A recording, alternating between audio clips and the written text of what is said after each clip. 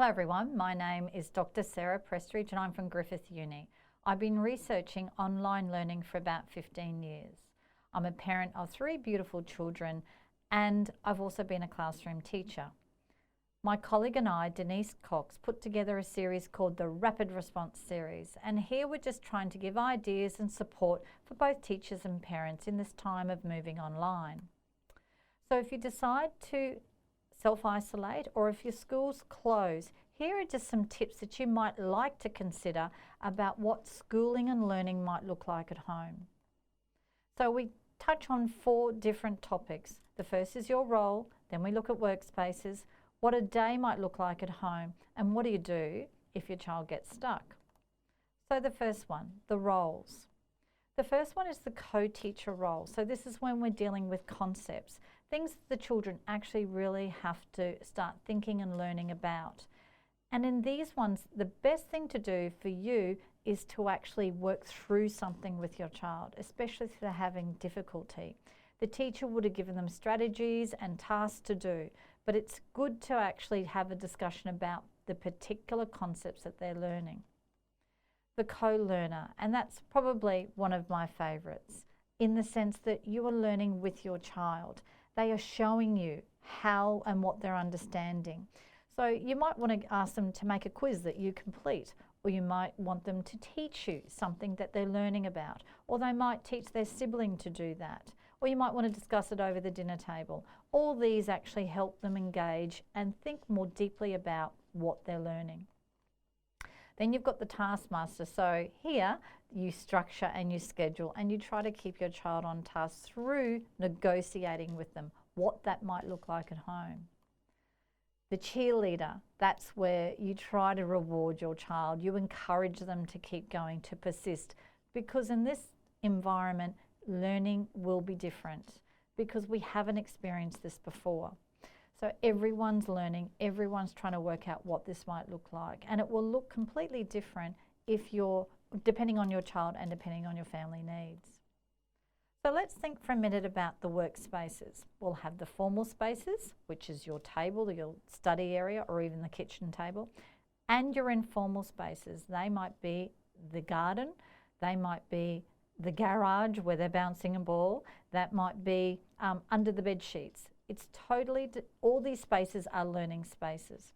So you might want to negotiate with your child when they're doing the more formal paper-based or computer-based work, like maths tasks, they might do it at a table. And you might do things like reading in a garden. You also try to set up a sense of now we are going to be learning. So negotiating with your child that when I go to my study table, then I'm going to have everything else out of my mind. I'm going to try to focus at that time. This might help if they organise their books, if they turn their computer on, if they turn the light on. So doing those sort of functions will actually help turn learning on and know that this is the formal, ready for action time for learning. You might want to turn background music to a low, or you might want to turn the TV off. You might want to put the games away and use them at another time. So what works for your child and for you is totally up to how you want to, but how do you want that learning to look like? But I think understanding the different workspaces is really important. So let's consider scheduling and what a day at home might actually look like. Things to take into consideration. So has the teacher asked for them to engage in an online forum or have a Skype session or a chat? Or you might think that it's really important for your children to chat with other children, and they might want to do that by ringing them up and having a chat. So how am I going to schedule that into the day? How much time should an activity last for? So how long should reading be focused on? How long should I be doing my maths task sheet?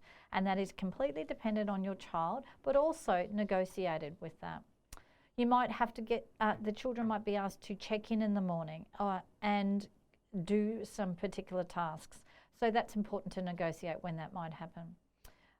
When tasks are due or need to be completed, and also your family commitments and other needs.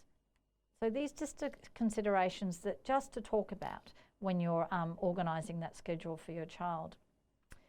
So everything's very much age appropriate and personality specific.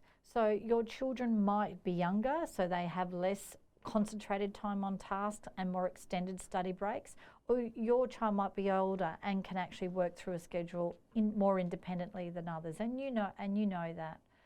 Some children actually like to plan the night before, and some like to do it over breakfast or in the morning or midday.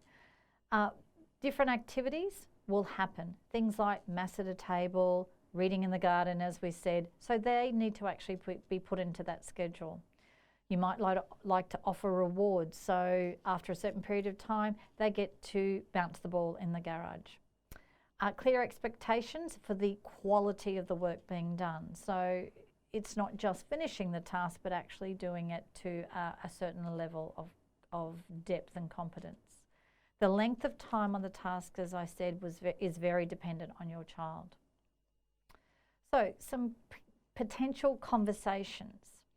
Most of all is, when do I do my favourite subject, opposed to when do I do that subject I'm not so excited about, and what activities am I doing in response to completing those.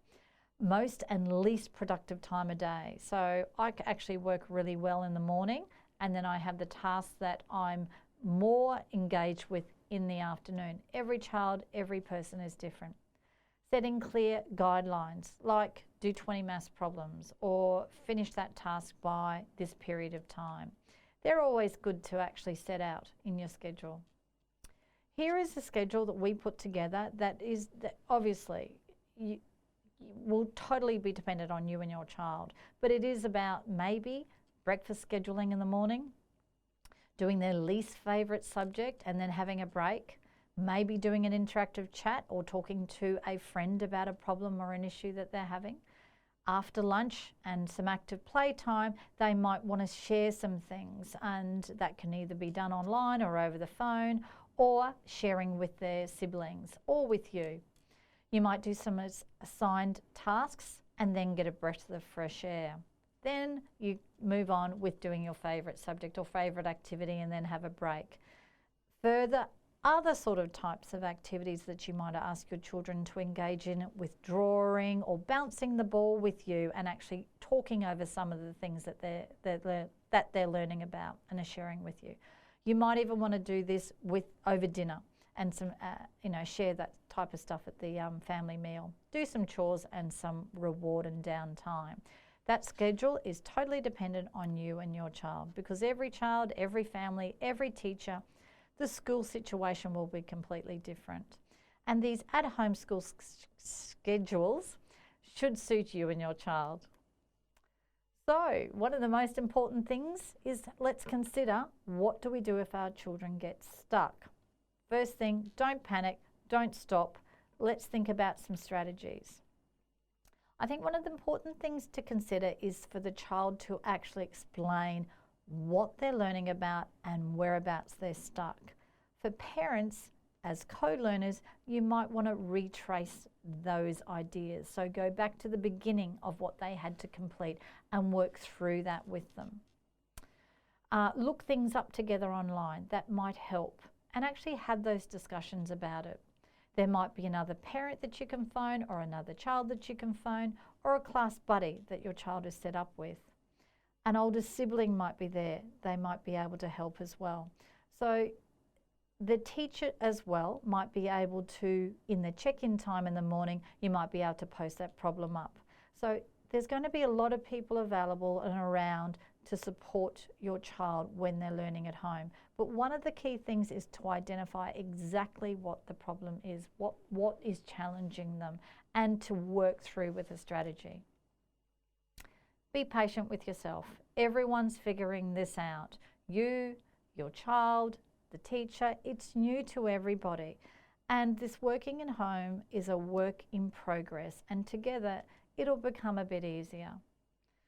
So that was just some ideas that we had, but we really want your ideas. What can we actually help you with? So if you go to teachingonline.com.au and give us some feedback, and we're happy to make more videos, but more videos that are targeted at your needs.